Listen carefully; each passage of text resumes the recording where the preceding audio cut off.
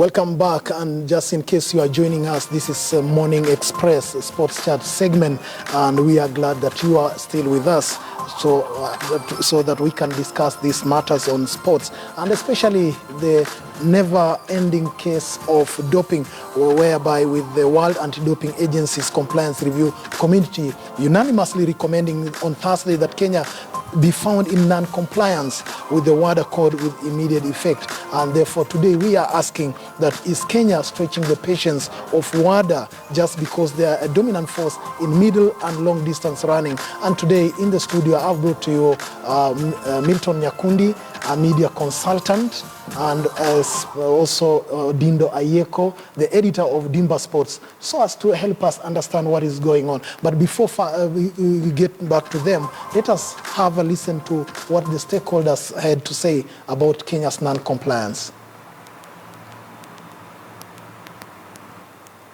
Agreement with Kenya and the authorities on the legislation that we wish them to put through Parliament. And during the parliamentary process, there were changes, and some of those changes mean that the current state of the law is not compliant with the code. Amendments took place which started to make the law that was passed in Parliament not in line with the other rules and creating inconsistency between the various texts. The government has sought an urgent meeting with WADA to review the few remaining areas of concern and secure a review of its decision. 2, the government will work with WADA to protect honest, clean athletes and the integrity of our sports. You cannot have Olympics without the participation of the Kenyan athletes. You cannot have the World Championships without the participation of the Kenyan athletes, because it will not be the same. It will be a pale shadow of what Olympics is supposed to be, because it is Kenyans who make the Olympics what it is. For policy for a world agency to have one of its major countries non-compliant, we hope that they become compliant as quickly as possible so that their athletes will take part in the proper spirit in the Olympic Games. There you have it. You've listened to what those stakeholders have to say. And remember, you have a chance to just call us. You have all those numbers scrolling down there on your screen. And you can also interact with us via Twitter at Robin Toskin. There's also at Milton Nyakundi, and also at Odindo Ayeko, so that we try to share what exactly is happening with the doping issues here in Kenya. But gentlemen, Odindo, welcome to our studio. Milton, thank you. Same thing. Just before we get into this discussion, any comments on Gor Mahia's performance? They've been coming up. Their arch rivals, FC Leopards, are going down. What's happening in those two camps? I think Robin Toskin, the performance of Gor Mahia is not a surprise. Yes, they started off badly, but we all know that there were issues within the team. The coach was not in sync with the management and also with the players.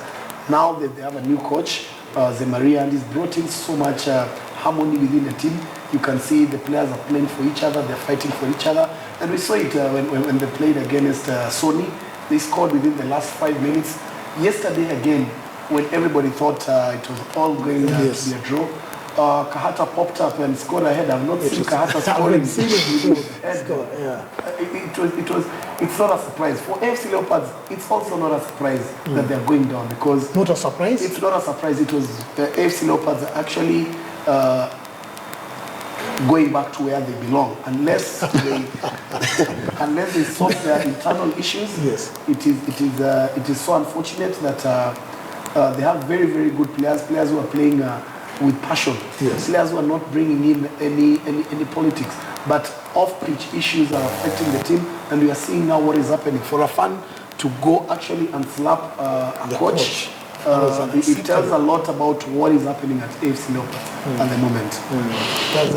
That's very unfortunate, Milton. But then we've just heard that Kenya have invited Ismail Atman Gonzalez from Spain and also Bruce Kamau. Do you think it's the right move for Harambee Stars to be doing this? Well, Anytime you have an opportunity to get the best players, really is the right thing to do. Getting Bruce Kamau, he has been performing for FC Adelaide. Gonzalez, probably the first or second time that I'm hearing about him. But then, obviously, it's a good thing. It's a motivation. The negative is that we are doing this when, you know, all is lost in terms of qualifying for the AFCON in a few months' time. But really, for me, yeah, get your best players into the national team. If you can get the performance right, then it is a motivation moving forward and in terms of improving the country's position in the FIFA rankings. Thank you very much. Now, let's get into this doping issue, Milton. Is Kenya, from all those comments we've heard from the president of WADA, Sir Craig Reedy, we've also listened to Waziri Dr. Hassan Wario, and also the deputy president, William Ruto. Do you think that we are really stretching the patience of WADA in as far as this is concerned? And maybe as you answer that, you may want to tell us exactly what is the problem too with that doping code. Well, I think I would start from the point of saying no. I don't think we are really stretching WADA's patience because we are a force. I think it is WADA putting the spotlight on us because we are a force and not the other way around. Having said that, let me commend the CS, Hassan Wario. I think he made the right decision in suspending ADAC, as it were. He's been really passionate about the push to be compliant, for Kenya to be compliant. And considering the circumstances and all factors put together, he has done really well. The issues that WADA are raising with Kenya, if you ask me, are non-issues. They are not substantive enough. No. Issues that, that's what I'm getting into. One, on the question of definitions, it's really a matter of semantics. It's about interpretation. There could be issues, but you cannot base compliance or otherwise on the issue of definitions. That is number one. Number two, on the aspect of the independence of ADAC, yes, in the strict sense that there is representation. Very clear that it has to be independent. Yes, but then we have to define independence within the meaning of the Kenyan law. Yes, WADA wants us to be independent, but what are those specifics? What are those, the bullets in terms of independence means A, B, C, D.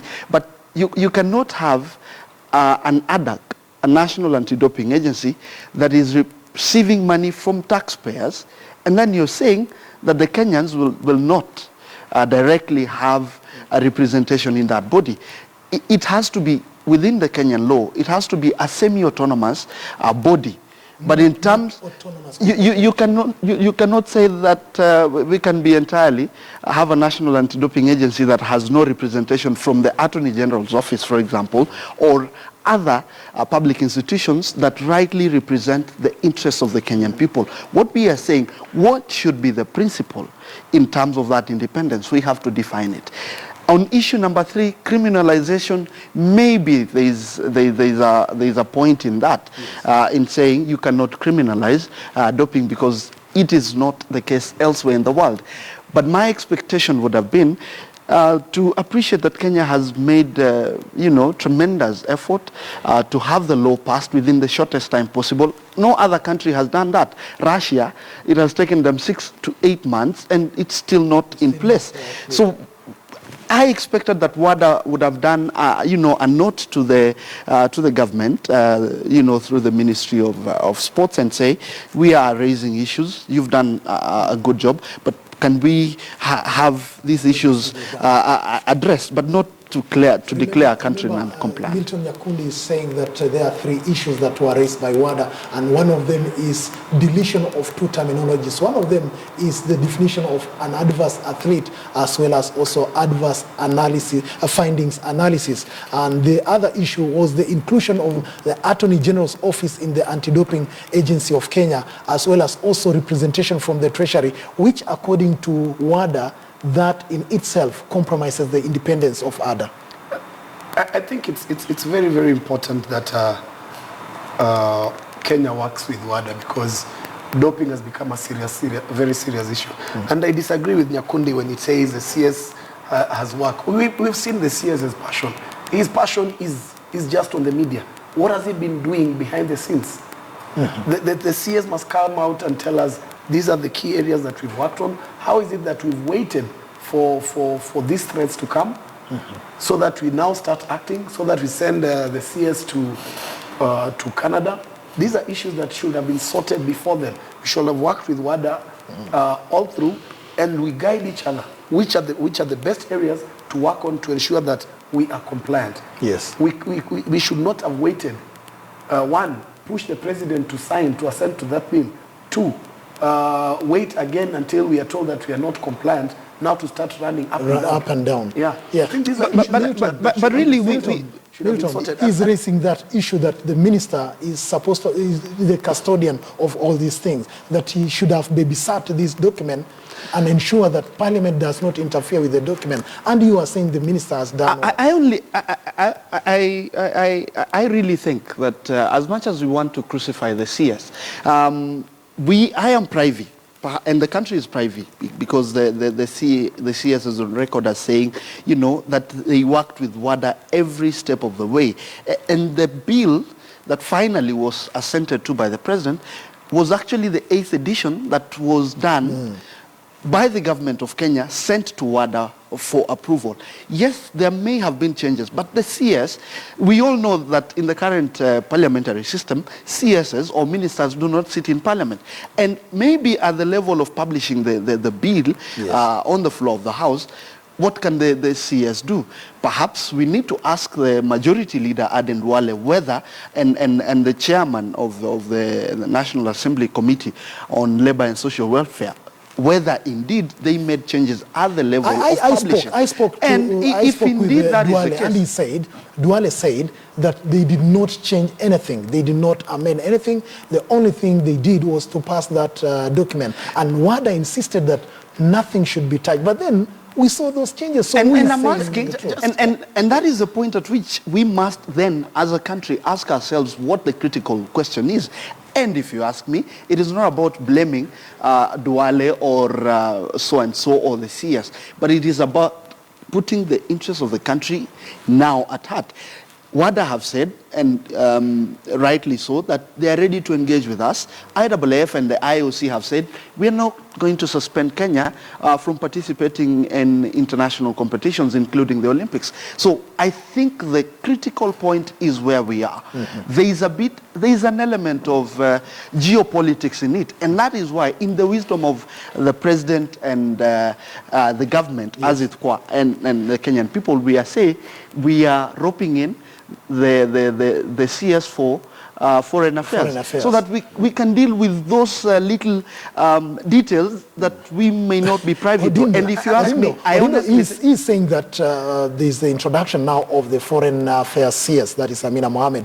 She has accompanied Warrior to Canada. Did it have to get to a point where... I don't think we should have gone to a level where we are now even including the CS for foreign affairs. Yes. These are issues that should have been sorted within the sports department, and would have been clean. But because of the ineptness within the sports, because we are trying to push to actually push WADA, because you've seen what the deputy president has said. Yes. There cannot be Olympics without Kenya. Seriously, football will be played without Brazil. Yes. So I would agree with you. I would agree with you on when that. we have such a mentality, yes, it actually tells you why we are in this situation. When the deputy president can say, we cannot, Olympics will not be Olympics without Kenya. Will be Olympics. Are those comments, I honestly disagree with the deputy president. He didn't have to say that. The Olympics can go on. Anything can go on. Life is life. It has to move on. Yes. And that was a bit a new law for the deputy president to say that, if you ask me. But I think in terms of ensuring that we are compliant, yes, this is not an issue. I mean, 52 years down the line, probably longer, since we started taking part in international competitions, we did not have a law on doping. Doping, sure. Really, from that point of view, the CS has done well. you want to crucify government for saying we are now roping in the foreign affairs component of it. If you ask me, an issue, those three issues, pushing WADA to say we are non-compliant, there's a bit of politics in it, and that is what I stick by. Roping in, CS Amina Mohammed is to deal with those issues and say, could there be any issues under the table? Could somebody at WADA, could there be mischief? If you ask me, yes, there is. Have we done our bit? I think we have, in very difficult circumstances. We have cooperated, and I expected WADA to come in and say, guys, let's sort out this issue. Because he talks about cooperation. If your second man in command, that is Deputy President, says that Olympics is not Olympics or World Championship is not World Championship without Kenya. We've had 1976, 1980, without Kenya participating at the Olympics. What is he saying? Of course, we have to appreciate that Kenya has done so well in the Olympics. Kenya is actually a showstopper in the Olympics because of the way our athletes have performed. But we cannot now go out there and say the Olympics cannot go on without Kenya. The Olympics will go on. And I think here we have to look at critical issues. We are in a situation where now these laws must go back to Parliament to be discussed. It has to go back. What I'm trying to say is, let us not make these issues legislative. Let's make them policy in such a way that we do not need to go back to Parliament when WADA raises issue or we want to change some things within the laws. It can be, let it be policy, not legislative. What is the advantage? What is the advantage of that? You say that we don't need to go back to Parliament. The advantage is if we make it a policy, we do not need to go back to Parliament to make some slight changes. But then again, Odindo, we are talking about a law here, and there is no shortcut to the legislative process in terms of having a law. At policy level, yes, even within the meaning of the Sports Act, I think Article 72 or 73, it gives the CS the power to publish regulations in whatever aspect or component of governing sports. But in terms of where we are talking about an act of parliament. You cannot make changes to an act of parliament. You cannot substantively alter the operations of an act of parliament without going to parliament. But Nyakundi, someone will ask, look, that Kenya lacks the capacity to do those doping tests. Yes, but then WADA has only asked you to enact a law. What if now you are to be asked to conduct those tests? Well, how difficult would that be? I don't think we lack capacity. What we have lacked is proper planning and focus. We have some of the best medical research institutions in this country. So to really say that we lack the capacity is a question of putting our money where our mouth is in terms of sports, so that the minister can push Treasury, lobby within cabinet, so that you have a location for setting up of an anti-doping lab in this country. I don't think it costs an arm and a leg. It's about $25 million a year. That is not really beyond that. What I'm saying, my thinking is, can we have a situation where, as a country, we are investing? We are a government of jokes. As a country, we are jokers. But we are not investing in sports. We are not investing in sports. I think we have the sports cabinet secretary to do that. That is where we come back to the cabinet secretary. I mean, Jubilee government promised Kenyans 5 stadiums. I believe Wario handles that docket. True, yes. Have we seen any groundbreaking? I mean that is a different level. That is a different level. Let's shift gears. How? But then I would ask this question. Let's talk about this because one of the issues you said that we've not addressed is the issue of criminalizing doping. What is so wrong with that? Why should it be an issue with WADA that we should not criminalize doping? It's a simple thing. You want to criminalize doping on one side. Yes, doping is an offense. You want to win through underhand dealings. Yes. But then again, we're in a country where, let's take for instance, Mira. Mira is legal. An athlete takes Mira and is tested. It's illegal for an athlete. Will you take that athlete to jail for taking something that is legal in your country? Well, but I mean, how did we get to that point? Why did Kenya feel it fit criminalize doping? Well, I really think we got excited and we thought we wanted to excite the world by going, that level. I don't think doping is a criminal offense, if you ask me. It should be something that can be dealt with within the meaning of sanctions or fines. Not really that somebody has to go to jail for doping.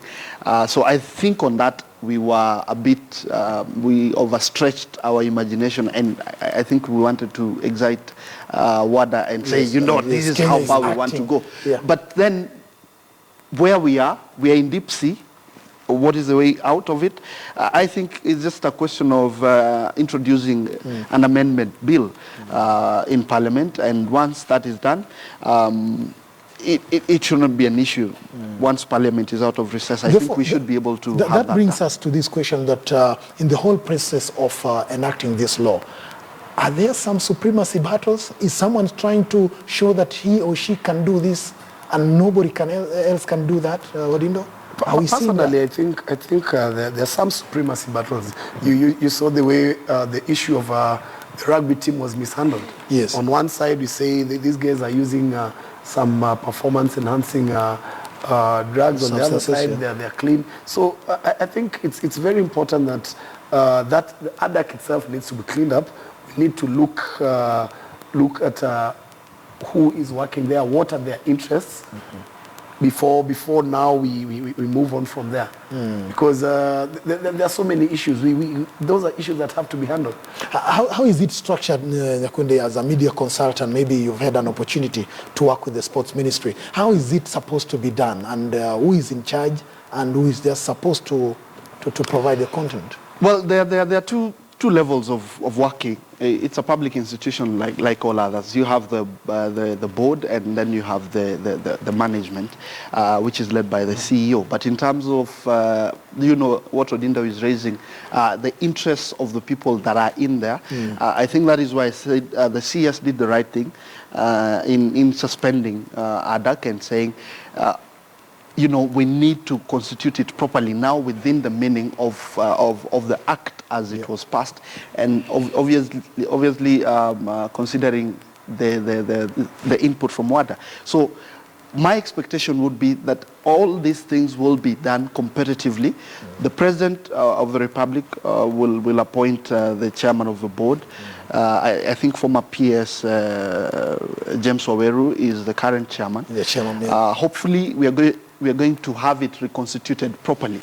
But in terms of what needs to happen, I think it is time that the Kenyan people, the stakeholders within the sports industry, took it upon themselves. We are seeing the political class rising up and saying, for example, COD saying IEBC has to go.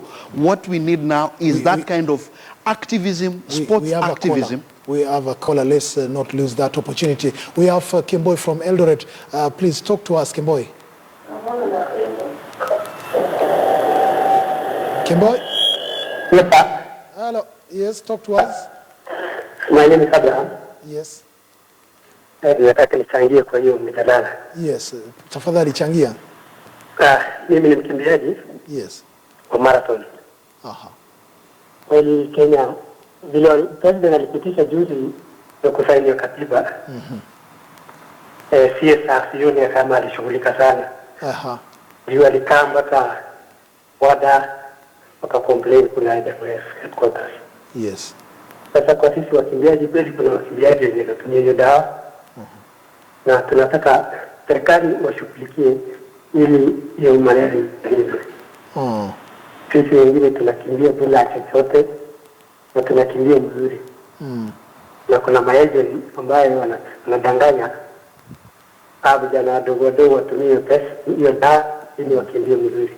Lakini watakimbia tu kwa muda kidogo kama miaka 2 ama 3. Alafu wanamaliza. Asante. So tunataka serikali waingilie kati. Kuna dawa Yes. Kuna wakimbiaji wenye wanatumia dawa lakini zinapatikana kule Eldoret hizo dawa. Hatujajua inapatikana Eldoret, lakini kuna fununu mahali. Singetaka niseme, lakini tunataka tuone president wa eke sahi mwenye Tuwei. Yes. Alafu tumueleze mali vipi inatoka. Kwa maana sisi ni senior athletes, so we know where it come from. Swali kutoka Milton. Pengine nikuulize Bwana Kemboi, Milton Nyakundi hapa. Je, nyinyi kama wanariadha huwezi sema hapa kwenye runinga, lakini mko tayari kutoa habari hizi kwa serikali na uongozi, so ili swala hili liweze kushughulikiwa? Hata mimi niko tayari hata saa hii. Asante. Utaongea na sisi alafu tutajua vile tutasaidiana. Okay, thank you very much. We don't have much time. Maybe final comments. You've heard the athletes saying that this thing is real and they are calling upon the government to help them sort out this mess. I think the athletes are the real stakeholders when it comes to this, and it's very, very important that they're included in coming up with laws that at the end of the day will actually govern them. And as Kemboi says there, yes, these drugs are there. Yes, there are athletes who are using. Yes, Kenyan athletes are also using them. They are being misled. So it's very, very important that we get these acts in order, that we save the young athletes who may be lured into this. As he says, the young athletes are being cheated by some agents. And they can only run for 2 years. Because after 2 years or just in 2 years, they can get complications. There was a story we did at the Standard that about 4 athletes have died in Eldoret under unclear circumstances. We couldn't get all the information, but they were pointing towards the usage of these drugs. There's one athlete who is suffering. He has a heart condition, and it's being said it's because of that. And he's really open there. He says they can turn over that information. And that's why I said it's up to the stakeholders now to really take it upon themselves. And I'm glad Kemboi is saying they are willing, they are ready to come out and give this information. So what needs to be done, in my view, is to have a multi-agency approach, more like what the president was launching, saying a multi-agency approach to the fight against corruption. Yeah. We probably need to do that. Rope in the National Police Service, the Interpol, and the National Intelligence Service, so that we are able to round up these few elements, a few rotten potatoes that are giving this country a bad name. And these people are known within the powers that be at AK and whatever other federation, because this is not about just running. Doping is an issue even with other sports disciplines. So we must have a multi-agency approach, and we must have the government. My friend, the CS Wario, has to lead that, so that within the shortest time possible, we are able to eliminate this, because Kenyans can run clean, Kenyans can win clean. Thank you very much. That has been Milton Nyakundi, a media consultant, helping us understand what is going on with the doping issues. We've also hosted Odindo Ayeko, the editor of Dimba Sports, an upcoming website delves into local sports as well as international sports. Gentlemen, thank you very much for coming through to help us understand what is happening. Going back to Mike. Mike, I hope you've been following our conversation. What do you make of this doping issue? Absolutely, yes. I've been following up, and in fact, one of the things I was checking, Robin, is what Kenyans feel in regards to whether, Kenya should be compliant and the whole doping thing. And there's a few people commenting and saying that Kenya just needs to style up. We may be the best in athletics. The feeling I'm getting from what they're saying is that we may be good in athletics, but that does not mean that we run the Olympics. So if we're not compliant to what the rest of the world is doing, then really, if we are banned, it is our fault, and we just need to put our act together. So interesting conversation right there. Yeah, thank you very much, Mike. I've been your presenter, Robin Toskin, and we hope that we'll have more time next week so that we talk about matters. But so hopefully this issue of doping will have been concluded. Until next week, bye-bye.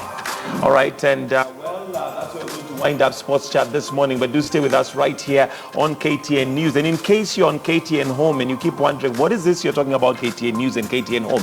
If you're on DSTV on KTN Home, KTN News is on 274, channel 274. GoTV is channel 94, Zuku channel 14, Bamba TV, and all free-to-air set-top boxes, you'll find KTN News. So for those of us on KTN News, or for those of us who are going to shift to KTN News, we've got News Truck coming up at exactly 9 o'clock. For those of us on KTN Home, have yourselves a wonderful day and enjoy the rest of your viewing.